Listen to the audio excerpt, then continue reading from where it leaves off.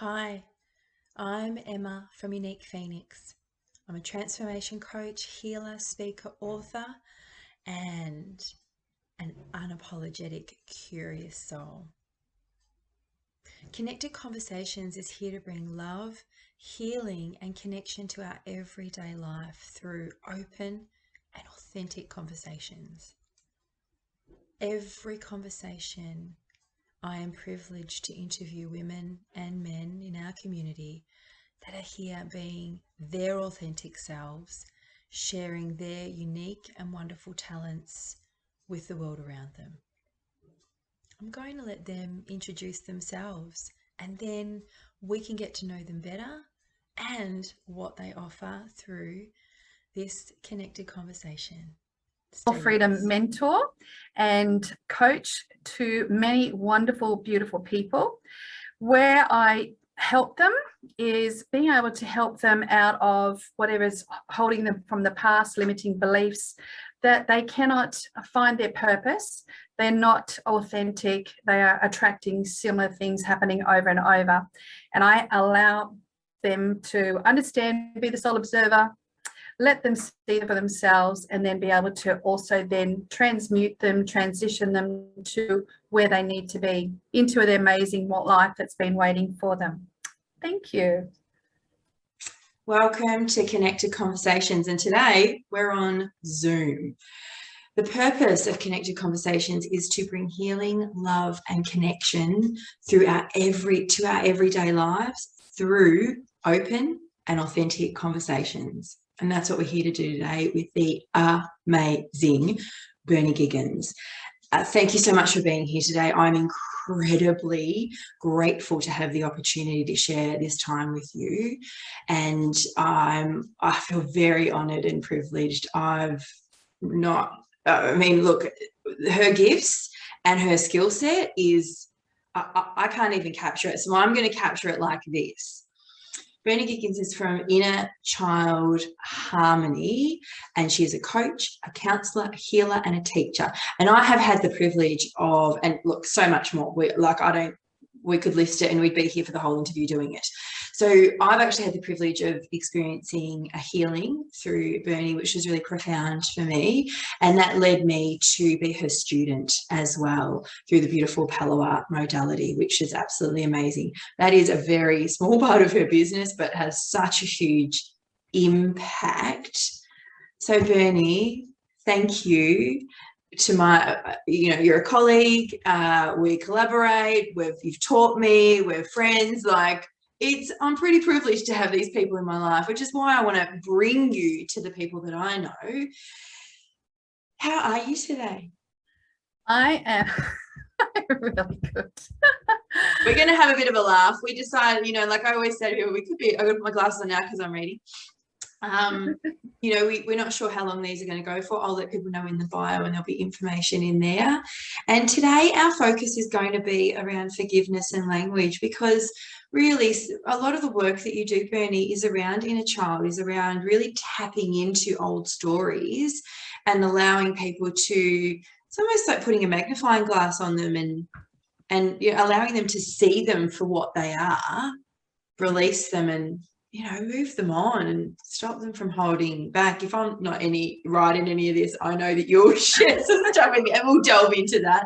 Yeah. I do want to start with a question, because I don't actually know the answer to this, so I'm super curious.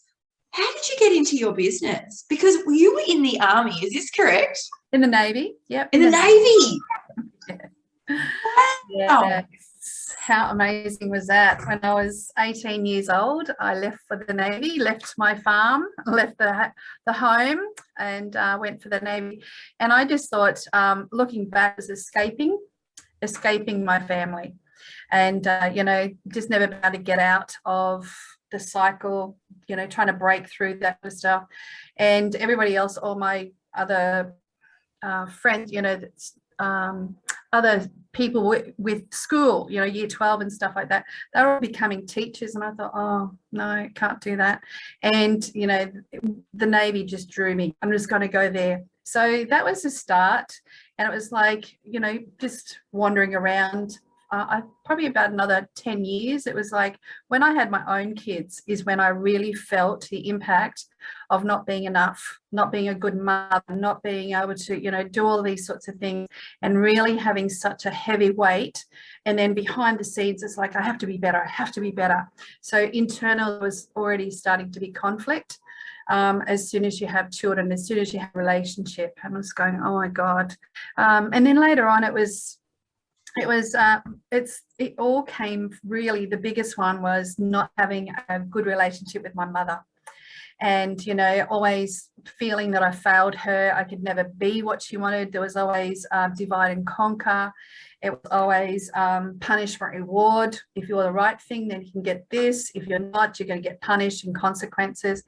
And all of that was swimming around for such a long, long time. The other one is my, you know, father was really not there emotionally for me. That's later on in life, you know, and it was like, first I needed to find what the relationship with my mother was. And, you know, when I was 35, I think it was, I actually spoke up to my mother and I said, you know, I really didn't like the way I was treated. You treated my sister so much better. You know, and holy cow, it was the worst thing you ever do to your mother or a parent, because then it's even worse. How dare you even do it? And it was like shut down. It took me a long time to speak up. And then it was shut down because that was my truth. And I thought, well, God, it took me, you know, and then it goes into depression spiral. Still, you can't do it right. So it's just this other agenda all the time. And then eventually I'm going, there must be a better way. So I was constantly asking soul, you know, what am I here for? I don't want to hurt myself, because there are times that you get to so depressed and so down in the dark that you do want to end life. And it's like, no, I'm here for a better reason. I do this. And then it was a different way of, you know, soul coaching.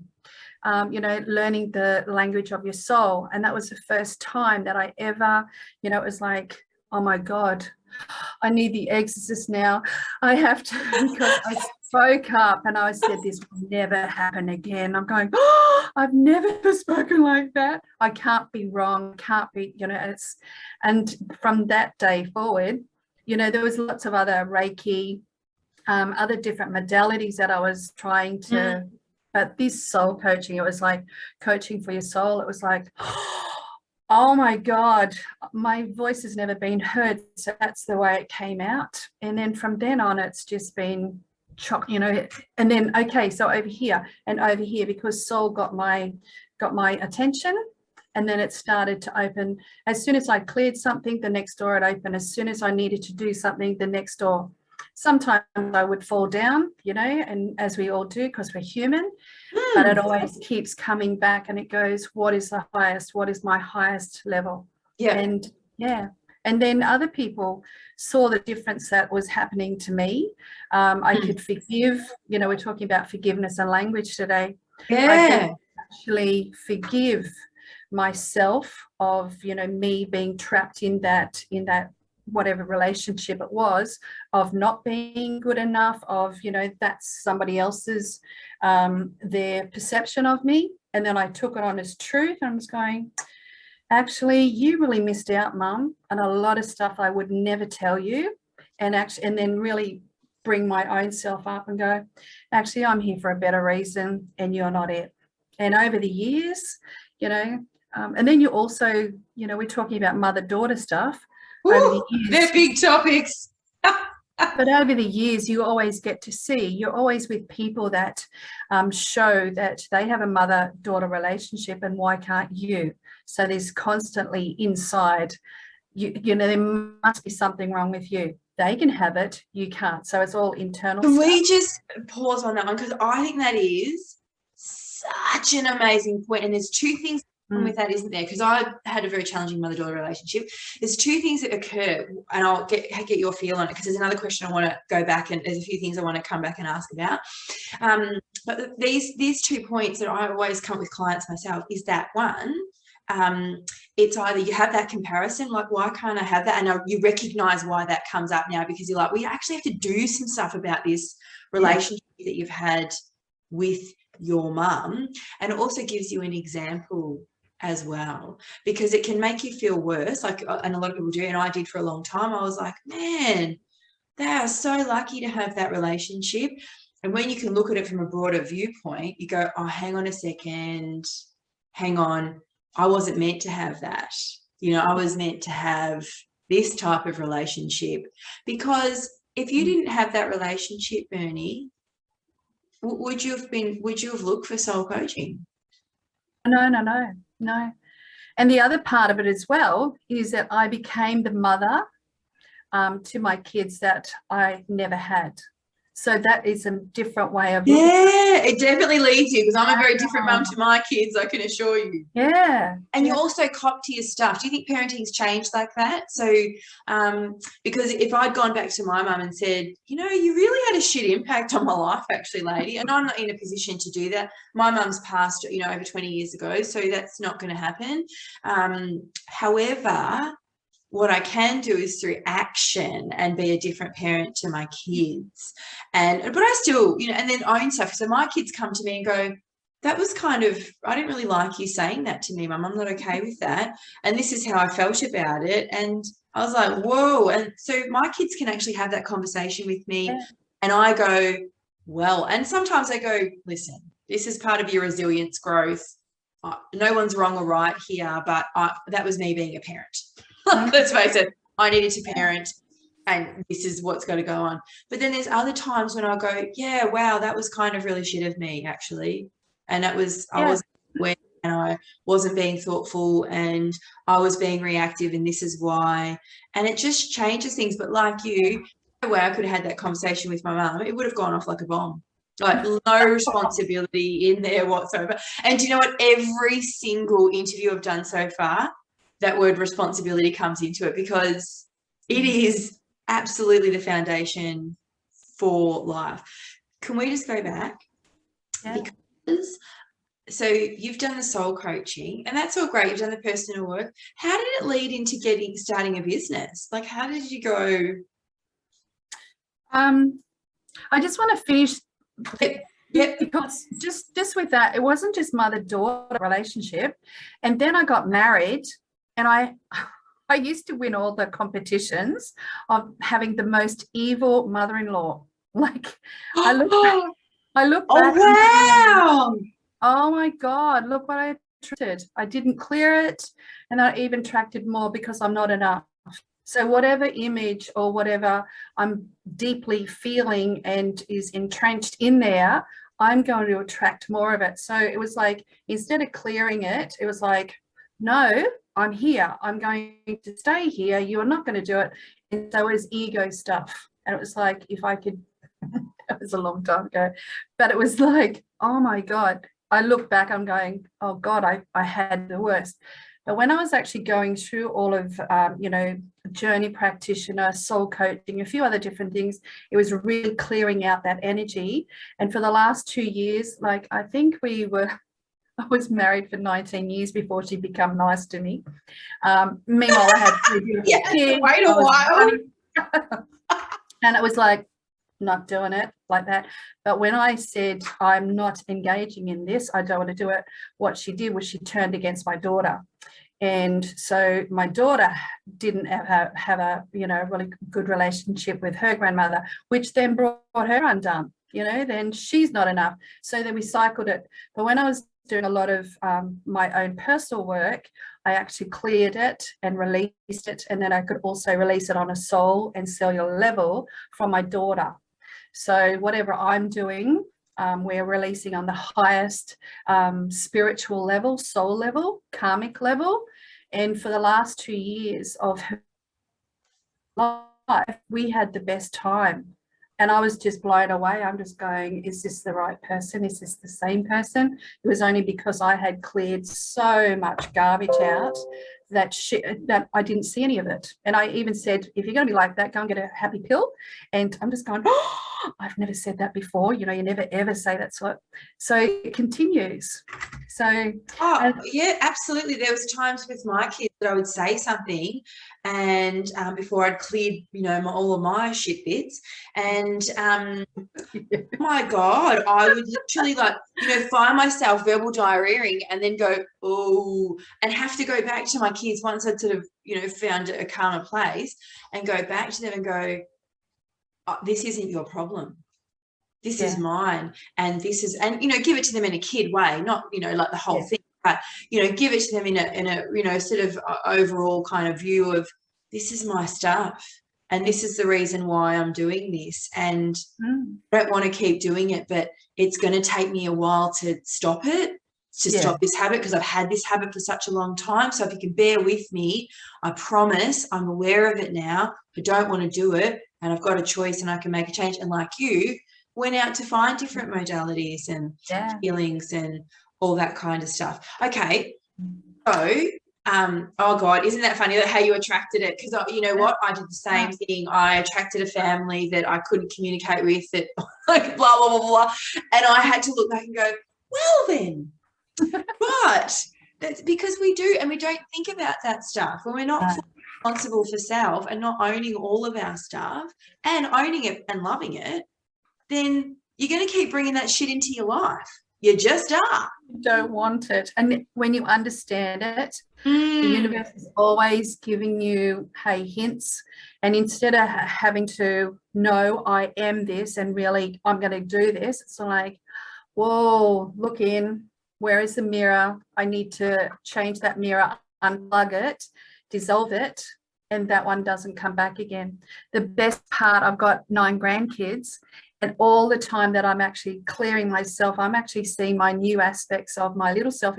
If I had a wonderful life in my little grandkids, I'm going, you're awesome. You are this, and it just flows, normally families break up, with grandkids or different other things. And I feel that, that I have become, and I said it to myself, now that you have become the better mother, the better mother-in-law, now it's your time now to, what is the next thing?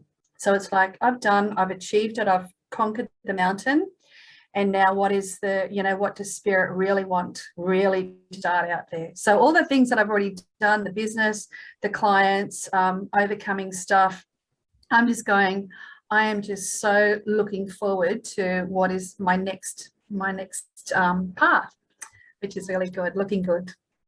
Isn't that beautiful? And I was saying that before, actually, earlier in a part of my business, and talking about the fact that there is a point when you get to, and you're not really searching anymore. Do you know what I mean? Like, you get to a point when you're content. I mean, there's always going to be something a little to unravel. There's always going to be a way the universe goes, show me, and you're like, okay, well, I'll show you what I've learned. I'll show you where I'm at.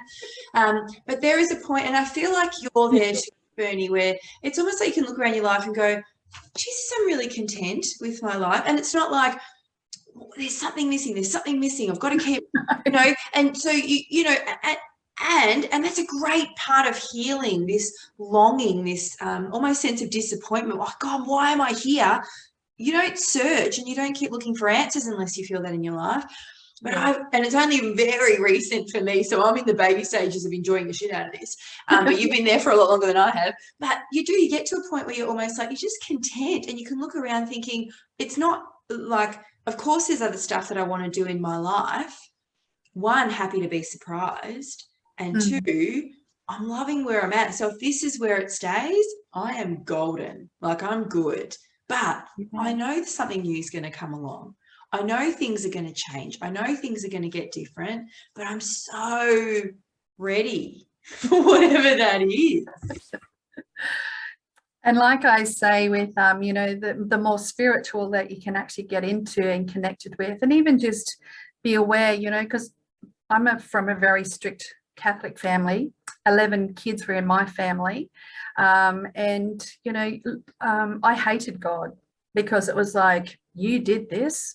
My family were allowed to break all the, you had to abide by the 10 commandments. But if I broke one of them, that was it. You were in trouble. You were consequences. But if my father, brothers, or mother broke it, you just went to church and you forgive him. Solved. And then you go back. Solved your sins. And then you could go and do whatever you want to do. You repeated it. But me, it was like target, scapegoat. And I'm going, I hate this. And it took me a long time. Soul was fine, but it took me a long time to understand Catholic Church and all these others are can you, and you if you don't do it right, you're going to go to hell. Like I thought I was going to be living in hell for a long time, and actually it was when I was with my mother or mother-in-law. It was hell living like that, but it was like it was just ingrained. Oh my God, it was really hard to do anything wrong, you know, because I knew that something bad would come back at me. But it's always relating to what I experienced as a kid, and it's trying to get rid of all of that. Like, thank you so very much, but that is not true anymore. You know, that doesn't happen anymore. I am the adult, and it's almost like I choose now the result of, you know, they're the 5 magic words. It's like, no. And we're talking about language. You know, and it's being able to go into that. It's like whatever I'm telling myself is the instructions that I want to have happen. And so if you think about your subconscious, it's whichever one is, so you've got your egos actually happening, you've got the good, the yin, the yang, you've got the adult, the inner child, and one is always whichever one is loudest. And the loudest one is you aren't enough, you'll never be enough, or whatever the beliefs are. And it's like a genie, and the genie grants your wishes. Are you really sure? Because it's a self-fulfilling prophecy. See, I'm still not enough. See, I'm still not a good daughter. If I was such and such, I would, you know, and it's like, shut up. No. Shut the front door. But it's like, no, I'm the adult here, and I am not having that anymore. But it's being able to take it out at the roots for a start, because it's still switched on. If you can get access to it, much better, because you've got to constantly be on awareness, or even have a friend, somebody that can actually, that you trust, that you can actually say, are you sure about that? You know, look what you're talking about, because here it is again, your self-fulfilling prophecy. Are you sure? And it's going, no. I let it go. Yeah. And look, I absolutely highly recommend having a good tribe around you, one that's going to, you know, and the people that go, man, can I question you about that? Because, you know, it could be about their beliefs, but it's good to have those people around. But I absolutely encourage anyone watching that if you've got that stuff going on, reach out. And if you're feeling connected to Bernie, do that, because once you can, and I often say to clients, sometimes we don't need to know why. There's some stuff, habits that I've had, I'm never going to know why that has triggered and caused me such, you know, challenges throughout my life.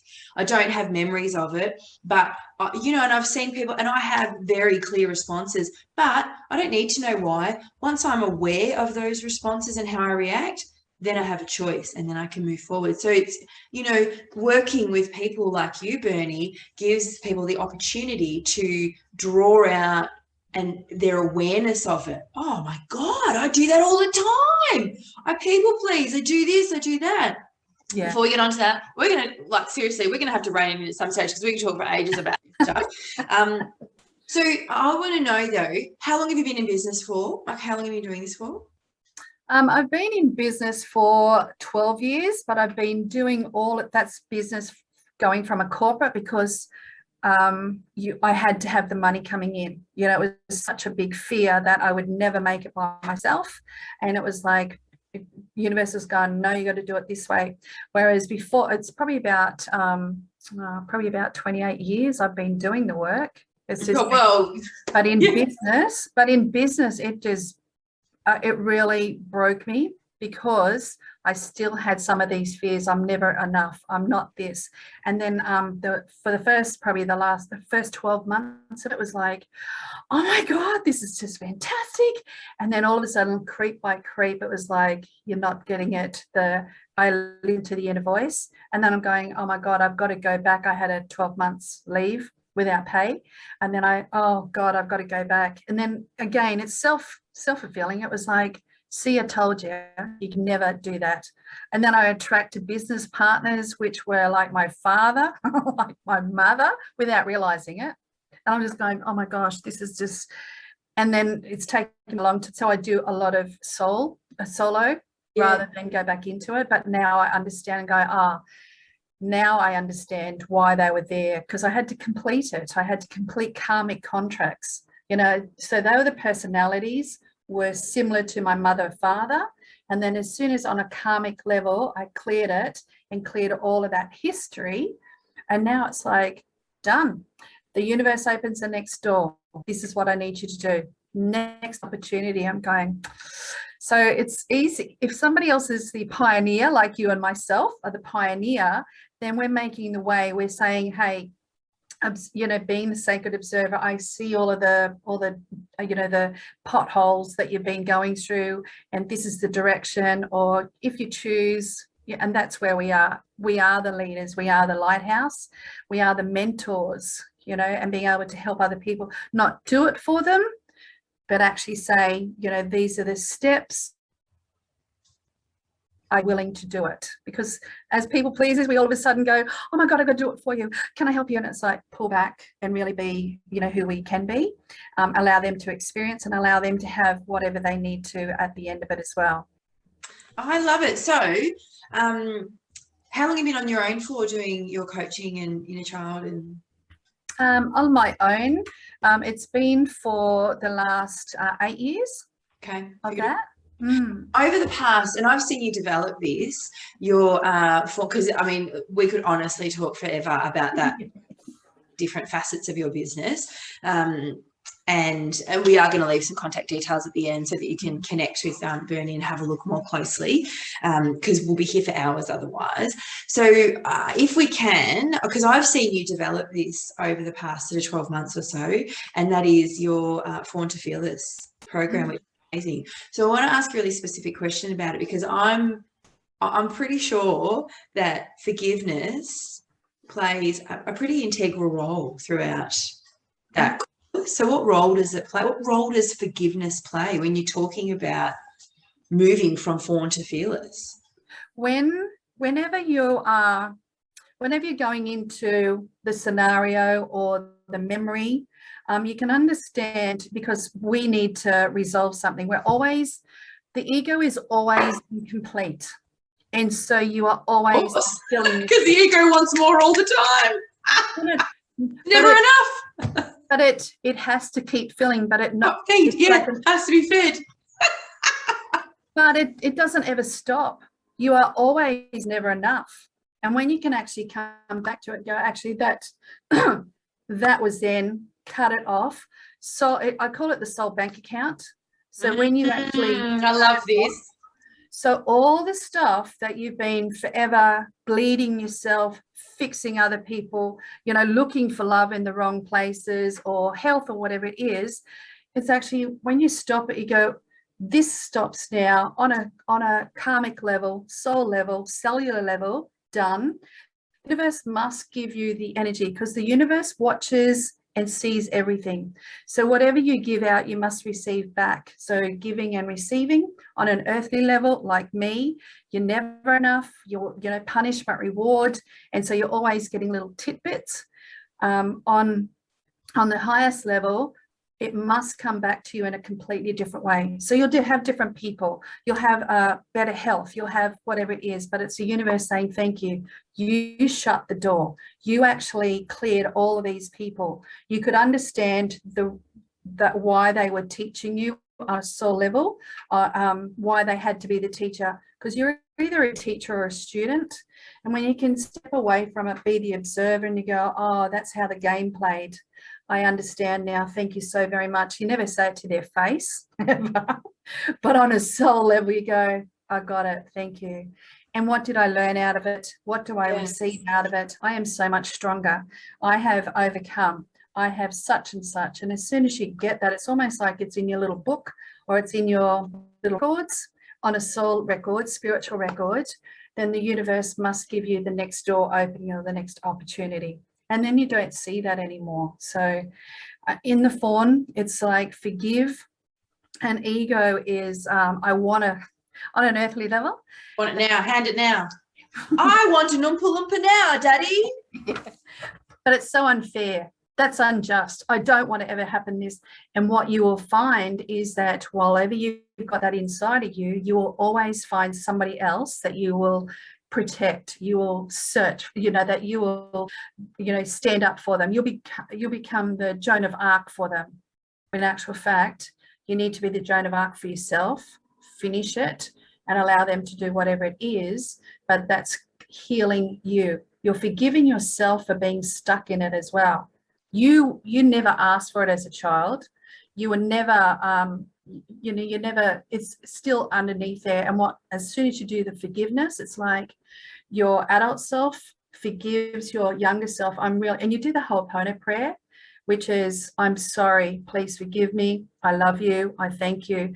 But you're actually connecting to your inner child. You say, I'm really sorry that you had to go through that. Please forgive me for never being able to find this, because they can't be found. They're going to do that for the rest of their life. I love you unconditionally. And it's almost like then you hug them.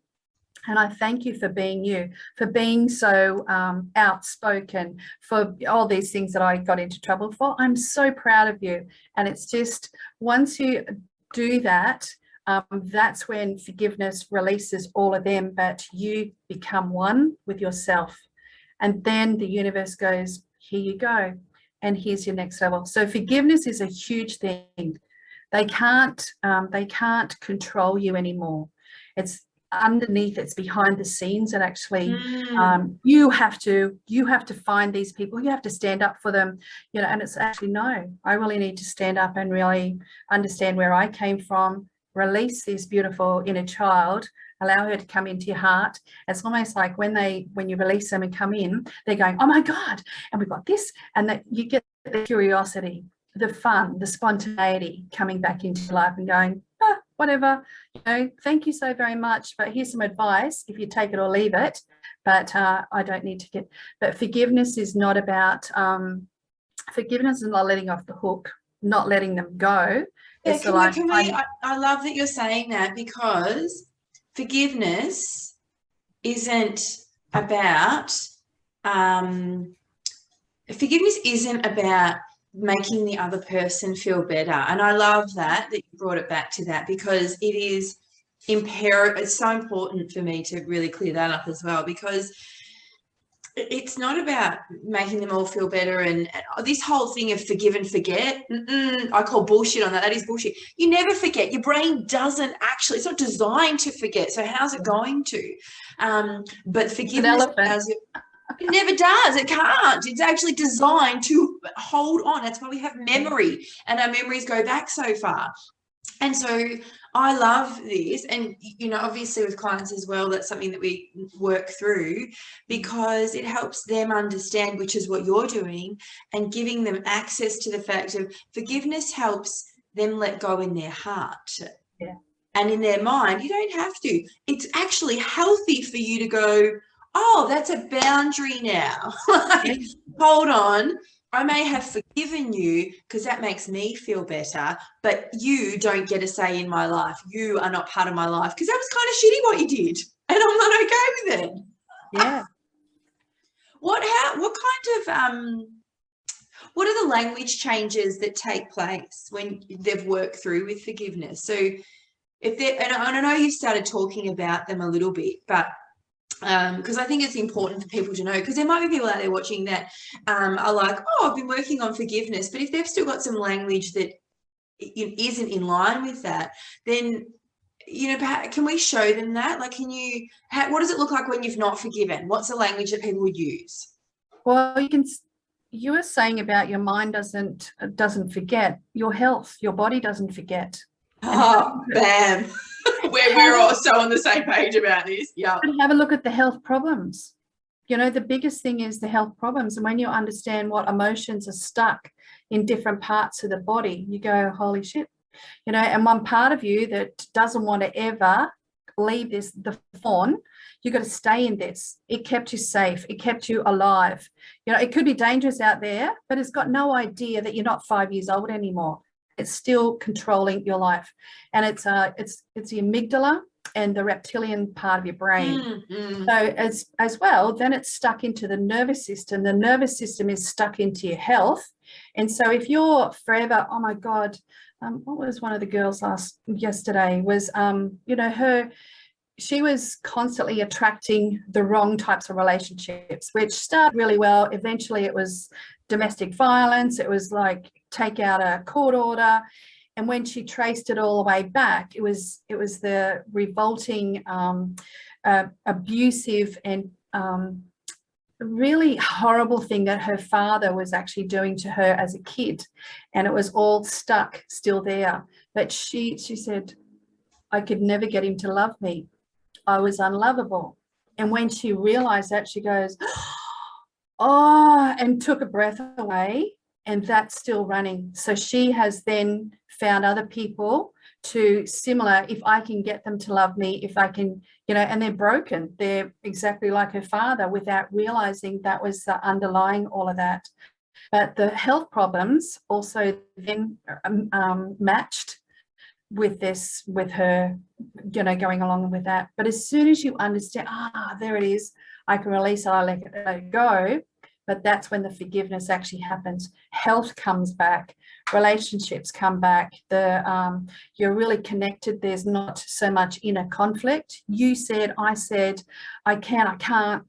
And you just feel at peace. You go, wow, you can breathe.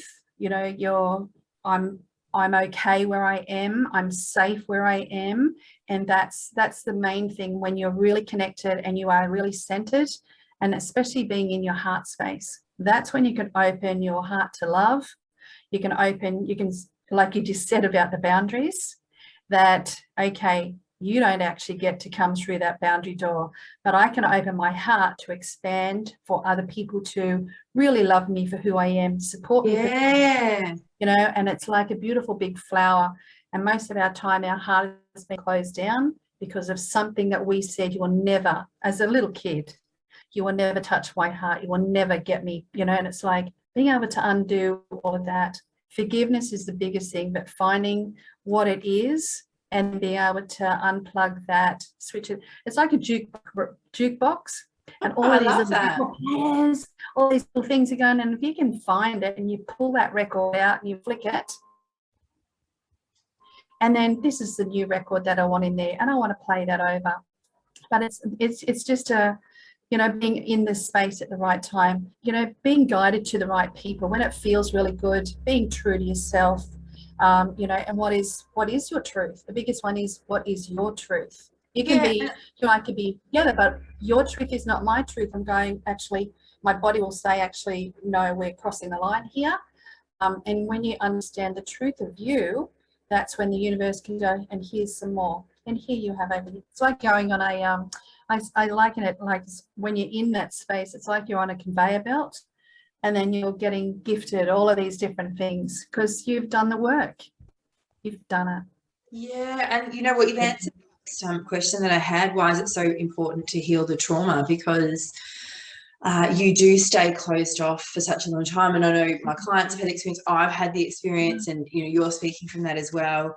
That it shuts you down and it stops you because you've got all these stories that, and when we talk about what's your truth, quite often when you're still in a place where your trauma isn't healed, you're in someone else's truth. You're in someone else's story, and you just continually keep living through it because it was safe at one time for you to do that. You protected yourself, you've had habits around it.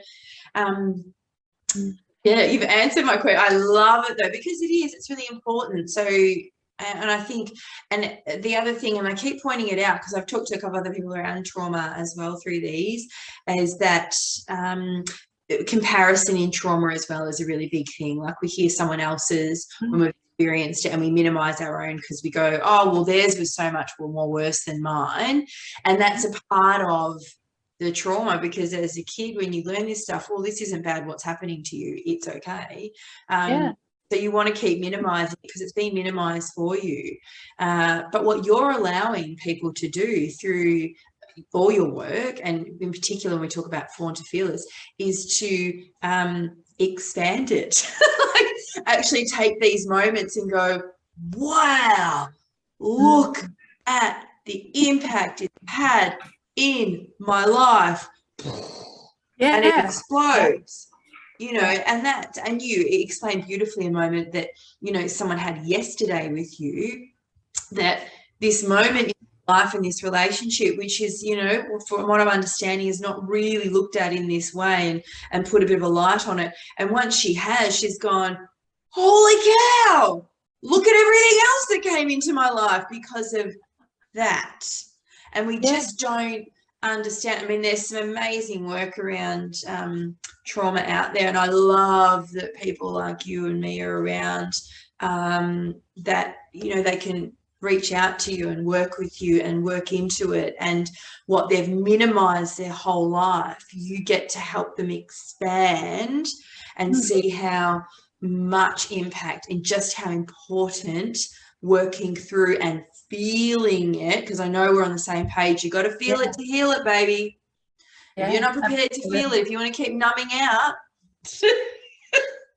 keep on keeping on.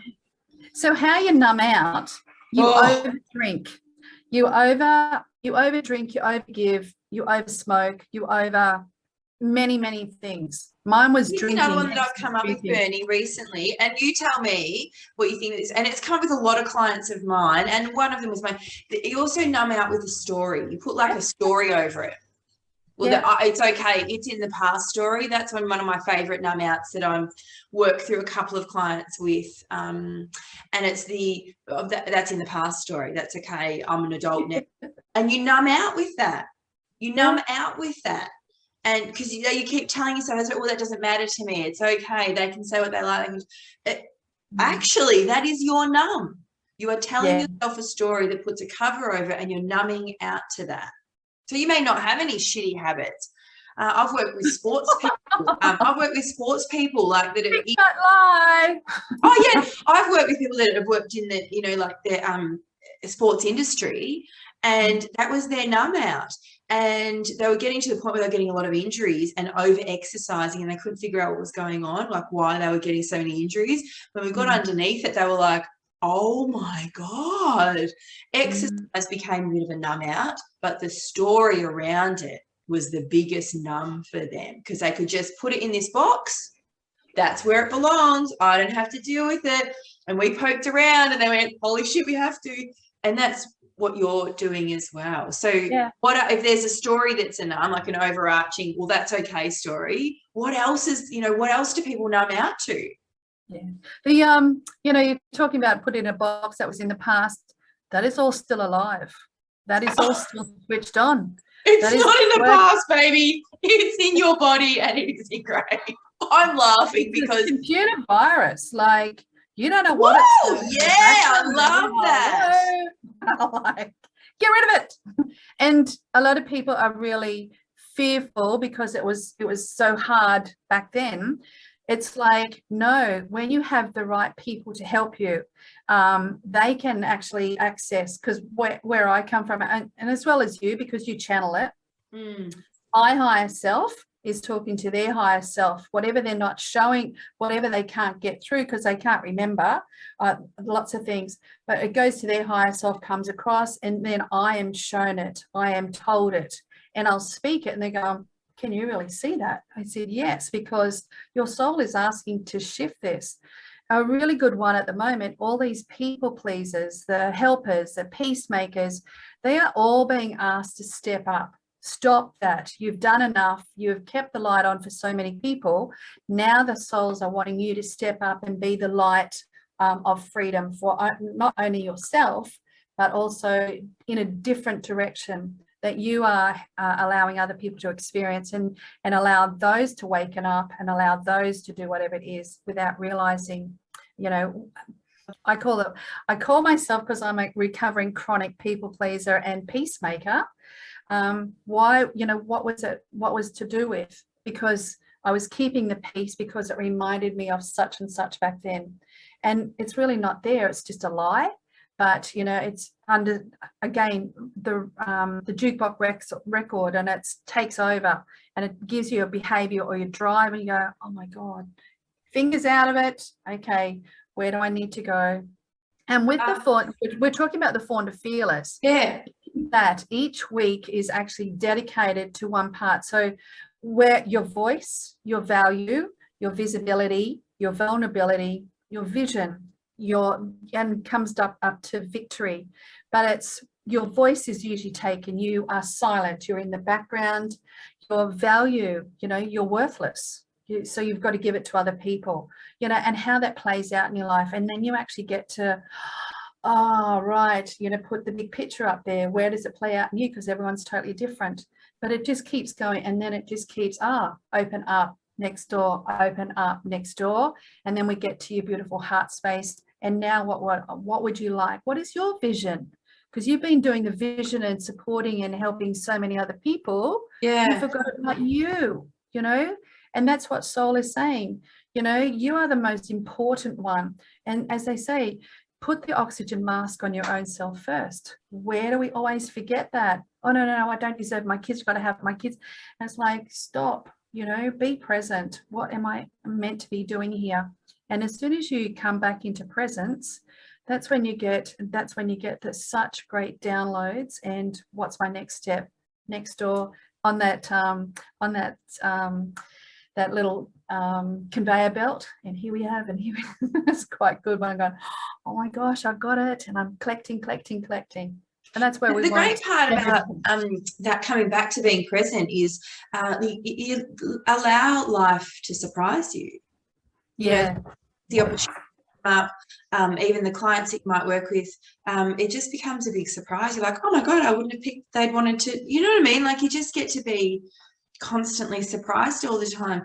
And I've got to say, I'm completely connected to my inner child, so I love that. Yeah, I love that, you know, she's quite curious and cheeky and, you know, wants the surprise, and will honestly put me in positions sometimes where I think, oh my God, I know what's going to happen right now. And then I have the best time ever. I want to ask you though, how, and I kind of feel like we have touched on it a little bit though, but how has forgiveness shown up in your life? how's forgiveness shown up in my life? The biggest thing for me is being able to, you know, when I was, you know, left for the Navy and just closed the door. Meanwhile, it was all this crap happening behind the scenes, which was coming up, and I was acting out that sort of stuff. But it was forgiveness is more for me, you know, what did I learn out of this? And I really don't need to make it right.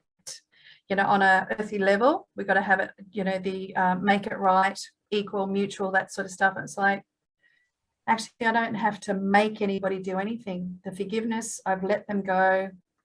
It's really good on the karmic level, actually, when you do it on a soul level. Yeah, well, yeah. Karma happens to them. And you couldn't have asked for better, but you didn't even ask it. You just said, not mine. I am not responsible for your... We are never ever responsible for, we're only ever responsible for our part or our share in any relationship at all. And most of us have taken it on, I wasn't good enough for my mother, and just continues. And have a look at how much stuff you're responsible for. And it's like, let it go. So the forgiveness for me is being able to release the responsibility that must have been my fault, something happened. It must have been, and it's like, no. You know, it did what it did, needed to happen. But on a karmic level, they get the lesson that they need. And my energy is opening new doors, opening new spaces. That's actually on a soul level, see how it is. It's like, I'm no longer responsible for that. So it pushes it out like that. Yeah. Creates new space here. If you can see some of it, you're still anchored, you're still tied to these people, and there's a part of you that's really, I really want to get this better, and you're always running away from it, running towards it, and it's like, don't have to do anything. I've just created the space for a better relationship with myself, or I've created the space for something else to come into my life. So that's what forgiveness to me has really happened in my beautiful life. I love it. But I love that you said, I can't make anyone do anything. Yeah. And it's so powerful when you start to realize that, because, you know, there is a lot of blame when you've experienced, you know, in any challenge, and when you don't have the confidence or inner self-love or just inner knowing and know who you are, to be able to go, hang on, that's actually not my stuff, that's their stuff. But you're so right. If anyone takes anything from today, you cannot make anyone do anything. And, you know, if you've got people around you that are manipulating you, and I did for a while, but again, you have to be the mirror, right? I had to be the mirror and go, what am I doing? What am I trying to make people do?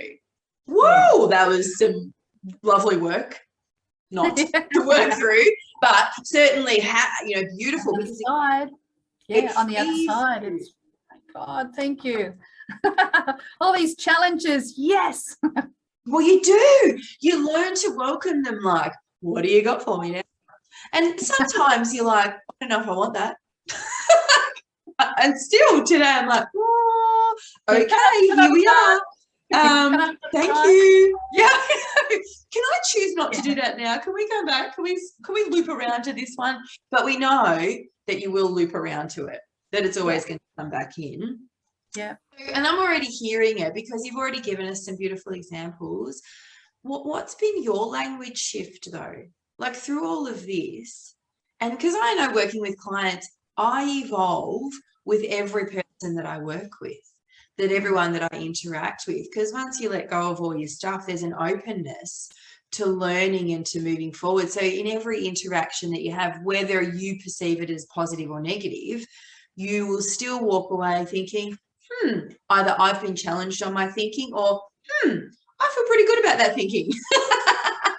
Or feeling, whatever it is. And so language, you know, how I speak always changes, and how I speak to myself.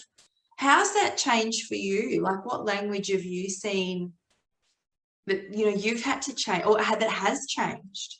It has changed by realizing, you know, after the fawn, knowing that the fawn was there to protect us, but it's got the wrong instructions. You know, it's controlling you. You are never, ever leaving here. But the fawn actually is your mother, father, without realizing that is still, you are never going anywhere. Stay here, do that. And when you can actually, our mind is so very powerful. So it's being able to see, you know, this is the wall, but being able to you know, with a great mentor, channel or whatever, or, you know, spiritual side, if you can sort of like, okay, so this is the belief, we need to take that one out and then put this one back in. So you've got this wall of you're never, ever going, and these are all the reasons why. If you can do it very sneaky and go behind it, you're slowly undoing it, and eventually you are free. But but the mind is so powerful, you are never, ever going to change. So it's being able to just do one for one. The other part of the language side is understanding whichever is the loudest is the one that's going to create with the genie. Oh my gosh, here we go, and go, actually, no, I choose the end result, and get really, it's almost like commanding it now. It's no, I choose this. And it's like, and I energetically you stamp your foot, and it's like, no, I choose the end result. I choose to experience this. I choose to do that. So you're really more in tune, because, you know, once you understand the fawn, that's when you can change the language, and you go, there you are again. No, this is what I choose. You've always got a choice. And you're always, when you're always present, you go, there you are again. I see you. You're not doing it. And it's, we talked about the beliefs. You know, there's an old belief that we've had.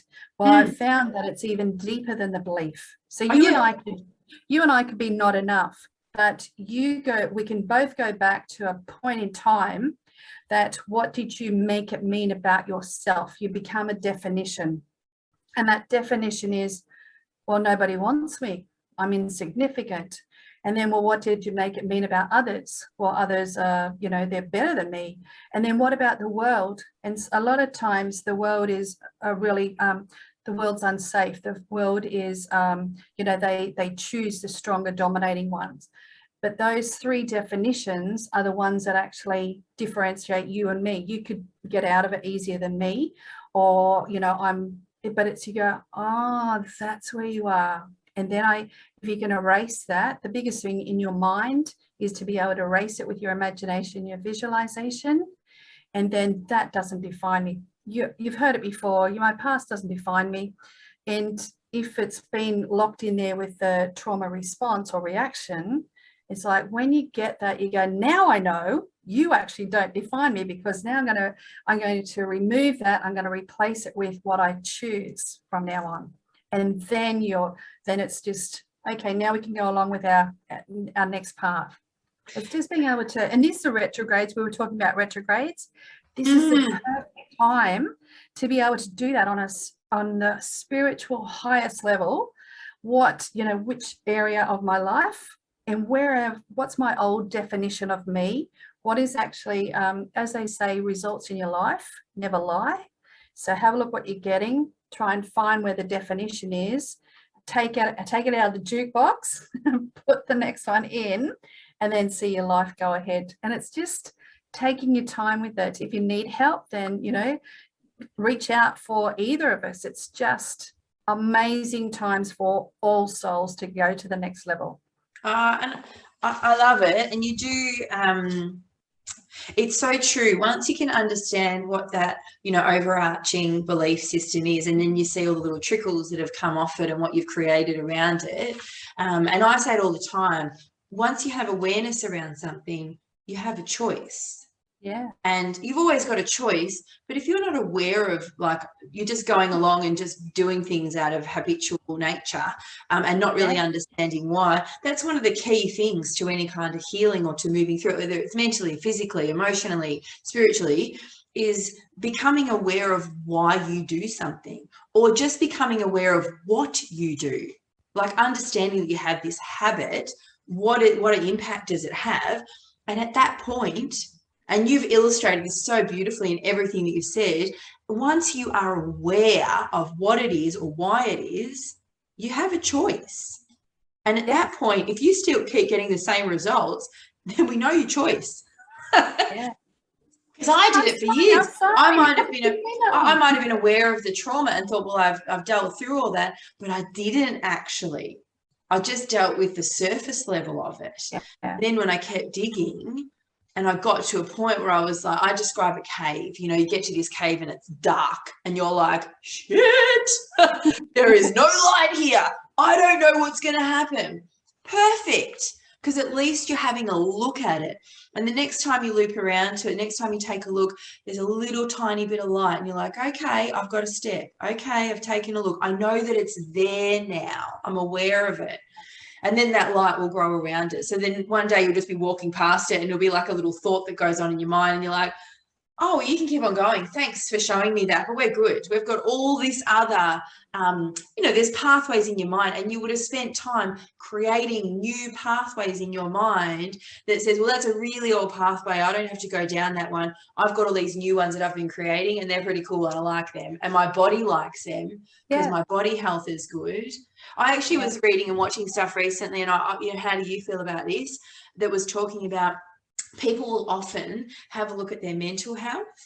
They'll have a look at what's happening externally to them and try and adjust all of that. And quite often, health gets left till last, or until there's a health crisis. And I put my hand up and say wholeheartedly, I've been in that mode where I've had to have immune system crash and all sorts of stuff in my life. Till I've gone, oh, hang on. I need to have a look at that. But when you can look at things like you take off your blinkers and you go, well, hold on, how about I have a look at the mentally and then see where that is emotionally, where's that showing up physically? And then not everyone can at the moment, and I know that that's building, and then have a look at spiritually and what's happening around you. Because I feel like you've moved through that in your life too, Bernie. Like I've seen things that you've spoken about only over the short time we've known each other, that health has become something that you've gone, wow, I really need to look at how I'm nourishing my body and the changes that we make. But once it's all in balance, and I don't mean balance like it's all equal, because that's bullshit. Once it's in balance, like you've got an awareness around all of them, what happens in life? If your health is the main thing that matters, if you don't have good health, it takes every other part. It takes you out of your social life. It takes you out of your money. It affects every type of thing. And mental, you were talking about mental. Mental is the biggest liar, because it still has the old brain's full of shit. I say it all the time. Your brain is full of shit. It does not know what is real and what isn't real. It has not a clue. Yeah. But, mentally, it tells you lies. Oh, yeah, that's right. Once you understand the fawn trauma response, I should call it the reaction, because no, I can't have it. Or it deceives you, and it's, you think you're doing the right thing, I'm on the right track, when in actual fact, its agenda is to get over here. You've got to get hurt, you have to be betrayed, you have to do all this sort of stuff, and it can trick you into it. So I say bullshit to mental shit, because it is the amygdala and the reptilian that is still stuck in there. If you can have a look at your health and start going through the physical and what is keeping me, and then go into, okay, so what is the emotion I have to work for? And then eventually it will let the mental go. But if you go for the mental and go down, because you always have to stay being the people pleaser, the mental, do this, shut yourself down, be the everything else. It's like, if you can go physical, look at your health first, and then what is the emotion, what is the memory, and then work it out. Then your body starts, oh, she's really thinking about me. Oh, okay, then I'm going to help her. And then you'll start getting healing happening, spontaneous healing, miraculous healing, whatever it is, because you are actually really concentrating on yourself. When we leave ourselves to last, like I said about the oxygen mask, and until it's too late. The people pleasers in my life. My mother was one, and she died of a broken heart because she gave everything to everybody else. I could see that. I could see the loving part of her. It was just her and I just didn't see eye to eye, and it was still continuing. But what she gave, she was just a slave to everybody else, and she just, and a lot of other people are similar. If you can go inside, go the physical. What is the emotion that's trapped in this health problem? Go into the memory, clear the memory. You really need people who know what they're doing to help you out of that memory stuff. Again, your mental, your fawn stuff plays tricks with you and doesn't want you ever. You're never allowed to ever go out of that area. So like, actually, soul wants me over here, and this is what I need to do. And I've got a battle, jukebox, keep moving it out, tricking it, underlying it, and then move forward. But like I said, you've really got to have somebody that you can trust, and somebody who is capable of being able to understand where the mind is playing tricks and putting all the booby traps for you. We're not going 100%. And I think, and I totally agree with you there. There's lots of different ways that you can go about it, and there's some really beautiful people out there. I know you and I, really work into that kind of stuff. We get to the deep soul stuff. But at the same time, it all happens in steps. So for some people, they're not ready to do that big deep dive, and that's okay. It's okay to scratch the surface a little bit, because once you sort of build up that confidence to doing this work and to understanding how important these skills are to have in life, then you'll continually want to do the deep dive. Because I'm that example. I started just scratching the surface and trying to edge my way around it. And then when I finally deep dived into it, I was like, woo! It was just it's never ending now. I don't really have to deep dive anymore. I'm just there all the time. I'm just there, and so that's when we get to have these amazing, authentic conversations. And I do want to point out to everyone, Bernie and I are in the same field. We do very similar work. Of course, we come at it in very different ways, and we do things differently, because I'm Emma and you're Bernie, and we're not the same. But I love these conversations because we're not in competition with each other. because Bernie and I have done the soul work, and we get that we're equally as important. We're equally going to help, as many people. It doesn't actually matter. It doesn't matter. The numbers don't come into it. And so I love that this is the tribe that I now attract into my life, that there is no competition, there is no comparison, because we're all doing an important part of the puzzle. And, the right people are going to go and see you for you and you and do the work that they need to with you. And in turn, it might look like they've worked with me and then they go work with Bernie, or vice versa. It may just, that's how they need to piece the puzzles together. So I really want to point that out when people are watching, because we don't need to be in competition with each other. That's the biggest lies that we bite into every single day. And it is a social construct that we have created. That we are in competition with each other. We're not, we cannot be, we never were. And I love that this is what conversations like this are bringing, because we're in the same realm. But you know what? I have absolutely, there's nothing in me that says I don't want to share the work that you do just as much as I share what I do, because they are of such deep importance. And going forward, if we're going to evolve and if life's going to change, these are the skills that we have to know. You have to get self-knowledge is going to be a very high level skill for you to keep moving forward in life and grow your business, create businesses, be in big business. Have people that have self-knowledge are going to be your gold. But it is. So I want to say thank you, Bernie, for being here and sharing what you do, because is it okay if I just put one more in there? Please. Is the commitment that you show to yourself. That is the thing that will open your heart, open all of their memory banks, open the boxes under the carpet and everything else like that. When you show commitment to yourself, that I will never let myself down, that I'll always go to the nth degree, that I will follow my intuition. Our intuition has been closed down, and what we're having to, our instincts and intuition have been closed down from childhood trauma, and it's now helping it to come back to life. So when you commit, this is what I commit to do. Show me where I need to go. Ask yourself, ask your body, and allow your body to then trust you. Because there's been plenty of times in your life you said, I'll never do that again. I won't go through here. And then it goes, holy shit. Oh my God. Again.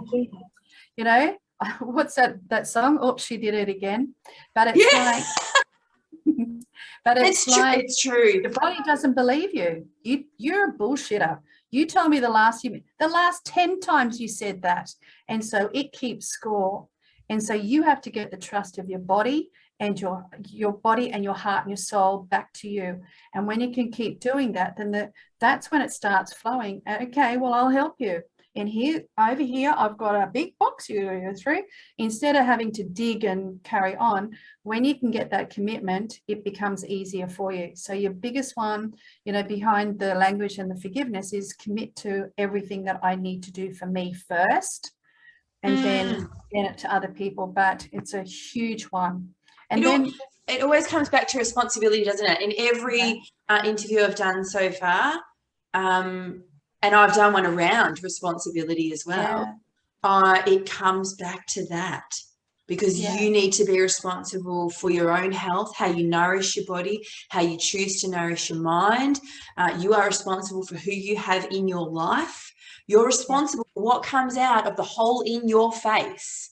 And, people that go, oh, I just say how I feel and what I think, not being responsible. So I thank you so much, because you're welcome. You're absolutely right. We need to always come back to that, don't we? Like, you can do everything that you like in life around your healing. And I will always put my hand up and say, was not fully responsible for my healing, was trying to offset it to other people and have expectations on them that they needed to change. They needed to do things differently in order for me to feel better. Bullshit. So commitment is absolutely everything. And, you know, and here's, you know, going back to the reason that we can have these conversations and want to be each other's cheer squads is because we're 100% responsible for ourselves. Yeah. And when you can come back to that and go, well, it doesn't actually matter what other people are doing because I'm responsible for my responses. Imagine that. Then you want to cheer other people on. You want to see them do well. You want to see them heal. You want to see them live their best life. You know, you want to see that. So it's easy to become a cheer squad because, you know, if I'm not getting results in my life that I like, it's not because Bernie's doing so well in her business. I'm not doing something you might. Yeah. It's got nothing to do with anybody else. I love this. And I am truly grateful to be connected. Thank you. I'm so thankful. I love tuning in. Bernie does amazing new moon and full moon ceremonies every single month. And when I'm able to, there is a new moon. And we're not going to talk about that because we're not showing about dates, but every single month, Bernie will do a new moon and a full moon ceremony, which is an online, like we're doing now, Zoom, so anyone can connect from anywhere.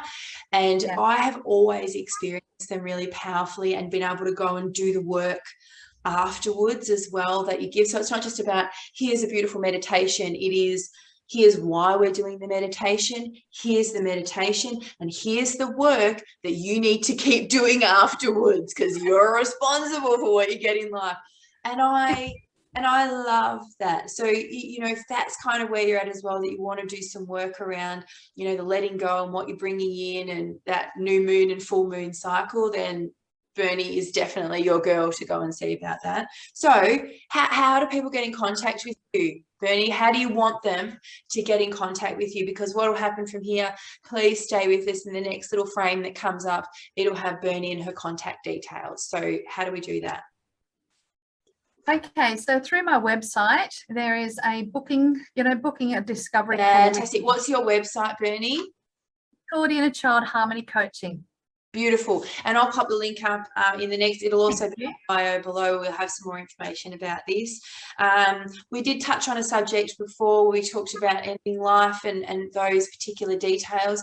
So I'm going to pop a couple of links up. This has come through in other interviews. So I'm just going to pop a couple of links up that you can go to. You can always connect with us as well, because I always like to say to people, if this is where you're feeling in life, you're not feeling important or connected, please know that you are incredibly important.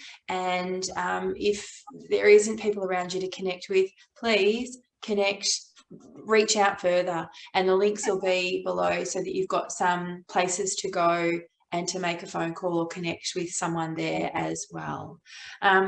Bernie, it has an absolute pleasure, and I am so sad that we do have to rein it into a time, because we could honestly, there are so many, I've made so many little notes on here, but quite frankly, that can be another show. And I absolutely want to have you back here, because I think there's so much more that you've got to give and share. And I'd love to have another connected conversation with you, because that was amazing. Thank you so much for your beautiful time. And I really appreciate it. Emma, I am so very thankful and grateful for having this experience with you. Thank you. I love it. So thank you everyone for joining us for Connected Conversations, and we'll be back here again talking about some more amazing stuff. And I want to encourage you to, if you've heard something that you like, go and have a connected conversation on the couch, on Zoom, wherever it might be, with someone talking about these really important subjects and topics that we've been talking about today. Have a conversation with someone about it and keep this beautiful ripple effect going. So please remember to be yourself, because there is only one of you and we need you. You are very important, and feel good for being it, because you're the only person that can. Perfect. Thank you so very much, Emma. Thank you.